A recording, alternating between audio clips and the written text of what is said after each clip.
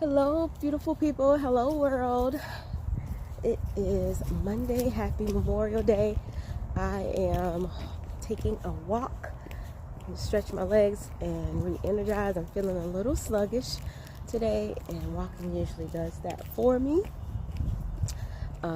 Also meeting my friend while I'm walking, so it's much funner when you have a friend. I have a quick question. I was just wondering, what have you done today, or what do you plan to do today for your wellness health? I started my journey because I wanted to live my life to the fullest. That was the best thing I could think of when I was a child. The slogan was live your life to the fullest. But when I became an adult and I started to live my life to the fullest, or try to, I was hindered because of some of the issues that I was having with my health. Once I realized that I wanted something better, once I came out of sadness and depression, that is, and I realized I wanted to live a full life, but not just to the fullest, but be the best version of myself at the same time. Those two things together makes your life the fullest, in my opinion. And it took a journey, just getting to know yourself. And as a child, I was constantly sick. Me and my sister were placed in foster care at age 2 and 3 years old, and she lost her kidney. And we went to many doctors. We visited Gainesville quite a bit, Shands Hospital. And it really taught us to take care of ourselves because we were so young. My mom, our real mother, didn't feed us healthy foods. She gave us a lot of sugar, which caused our health to be poor, very poor. So my sister at age 3 lost her kidney, and I had a lot of health issues, but it was very nutritional deficiencies that they filled in for us. So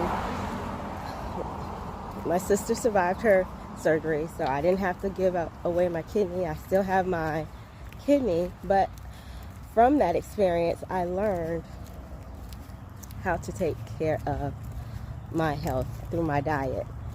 And at the time, I didn't know it, and I hated it because when we were in school, we had these special meals, and we would have to go get our trays early before all the other classes, and we hated being special. And I would always be like, I just want to be normal. I want to have a normal family. But everybody was like, you're not normal. Your body is not normal. You have to take care of yourself and your health, and you have to protect yourself from different things out in the environment. Even when we would get sick with normal diseases like chicken pox, and they would take us they took it very seriously. And so we would have to be attentive. We have to tell them, this is what we feel like talking to doctors. This is, and then my mom would monitor us, of course. So I learned to be attentive to my health from childhood, through going through seeing doctors and being told, this is what you need to do to be healthy for the rest of your life. And if you don't, then your health will decline.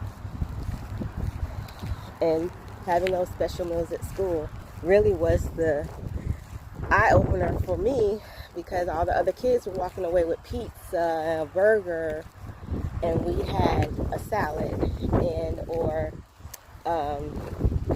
fresh vegetables and fruits. And I just felt that we were being deprived. I didn't know at the time that I was learning, nutritional health, and that this would be something that could shape my mindset and my lifestyle, my health, everything. When I was younger, I just felt like it wasn't fair. Now, as an adult, I see it as God's gifts.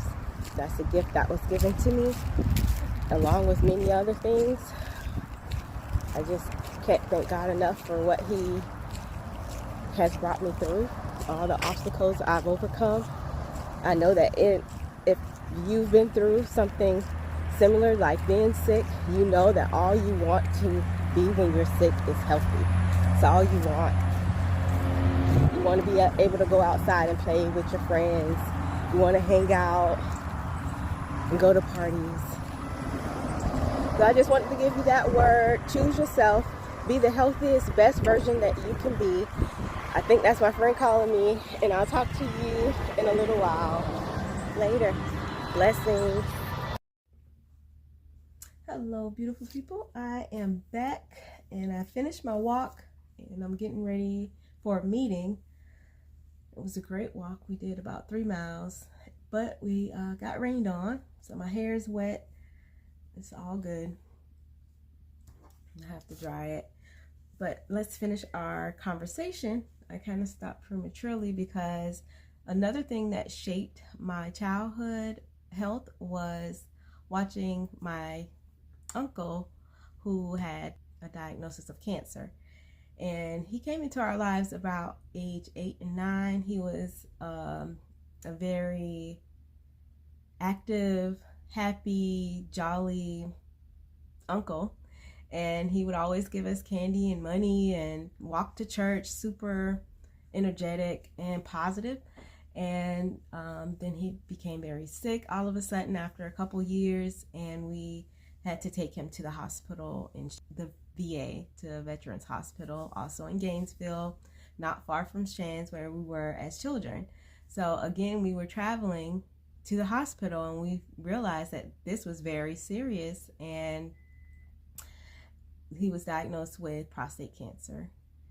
So we, as children, we had to wait in waiting rooms, huge waiting rooms, by ourselves. Usually his sister would go with him to talk to the doctor, so we would have to wait in the waiting rooms alone, and she wasn't going to leave us at home while she made the trip. So me and my sister would just sit there and wait, and we were in these waiting rooms, and we would wait, and then we would go to a different waiting room and wait for his prescriptions, and then we could leave.